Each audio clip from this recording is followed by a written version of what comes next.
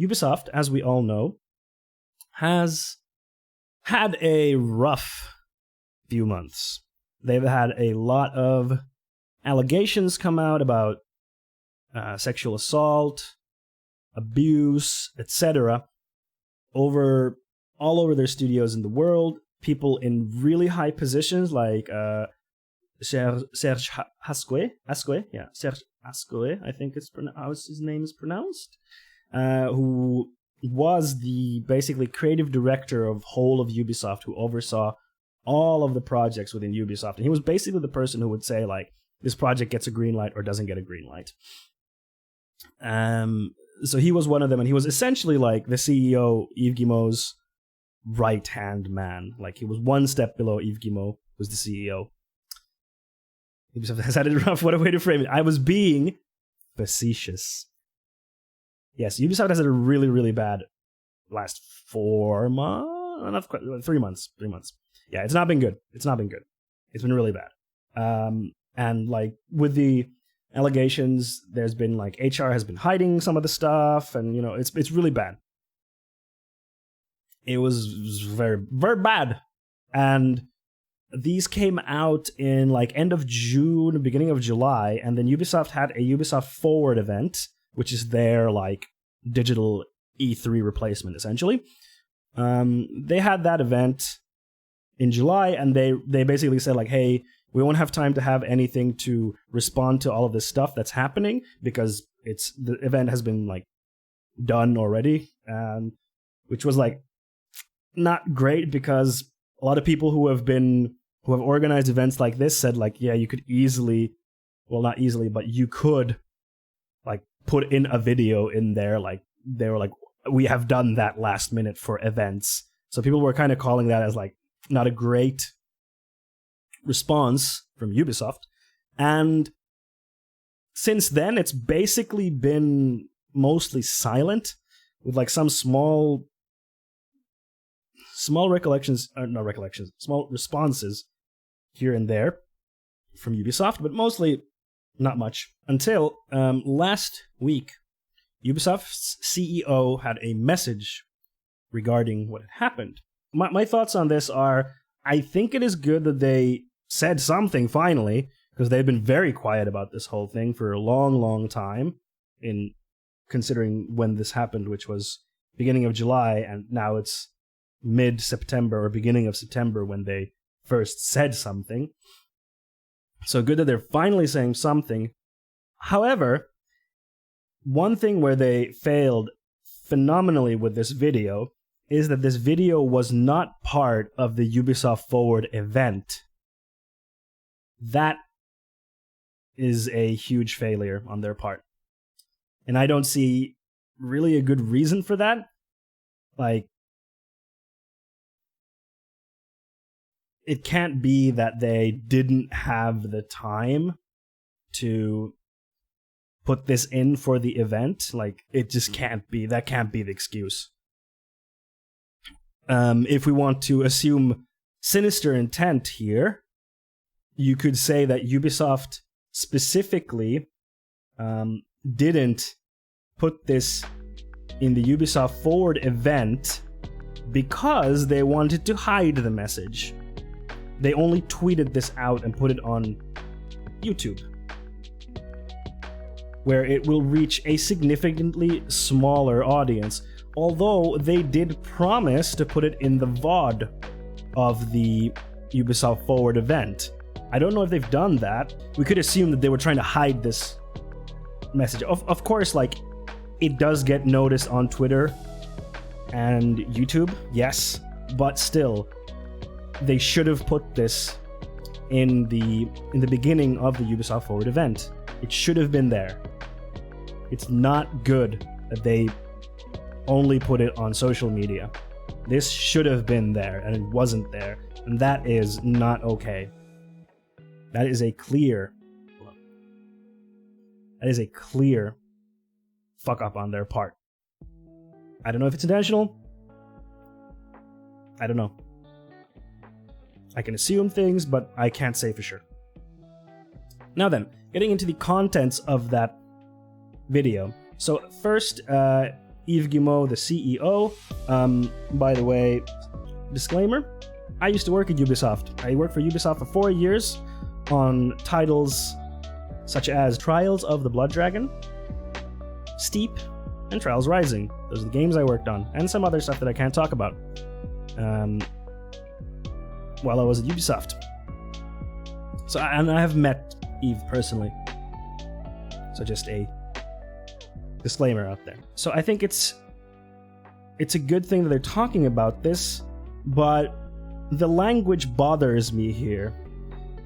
Because Yves says that he would like to talk about internal issues that have come to light, but he never says specifically what happened, which is an extremely corporate way of handling these types of situations. It's damage control, very, very common like damage control language.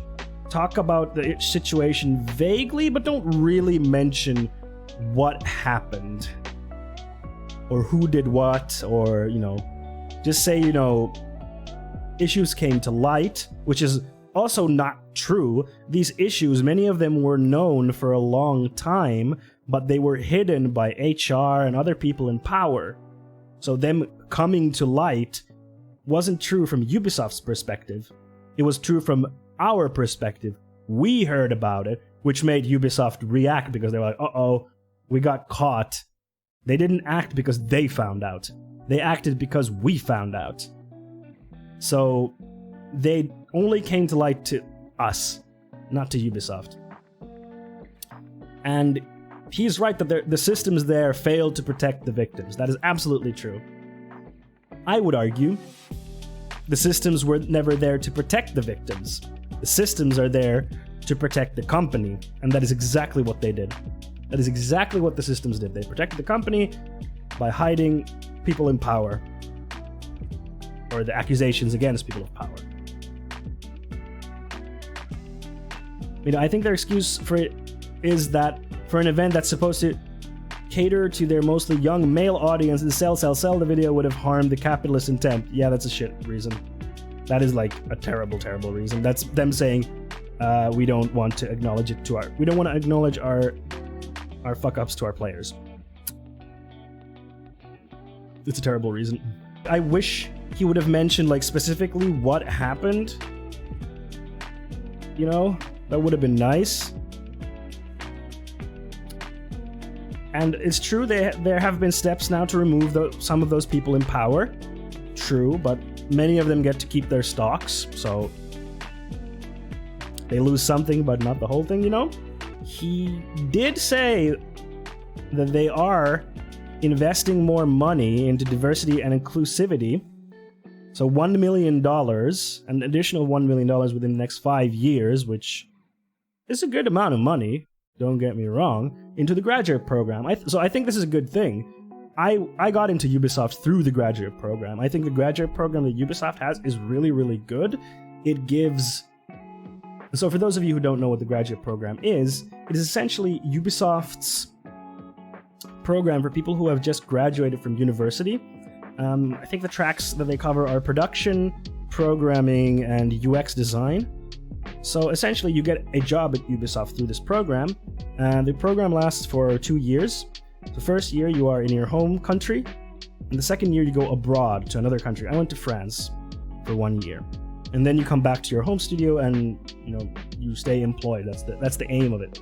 But I think in general this is a very good program because it gives people who are just out of university a chance to get into a AAA production to see what it's like. And it's a good fast track. You get a lot of experience from different types of environments. So, I think this program is really good, and putting more money into it to give more chances for people from underrepresented backgrounds is a good thing. This is a good step in general. But yes, like Sniff said, 1 million across 5 years for a company like Ubisoft, it's not a lot of money. Like, to be fair. It's a fair amount of money in general, but at Ubisoft scale, this is not really a lot of money. They could have put in more, in my opinion, but I think this is a good concrete step. Concrete step. because that's something that I wanted to see in this response, was concrete steps, and this is one of them. So this, in general, this is a good step. Credit where credit is due. Then the next thing that he mentioned is that he wants to make it clear that Ubisoft stands for equality and respect for all. And again, the vagueness bothers me, because he says that one of our recent mobile games included content that was inappropriate. He doesn't say which mobile game, he doesn't say what the inappropriate content was and how they fucked up.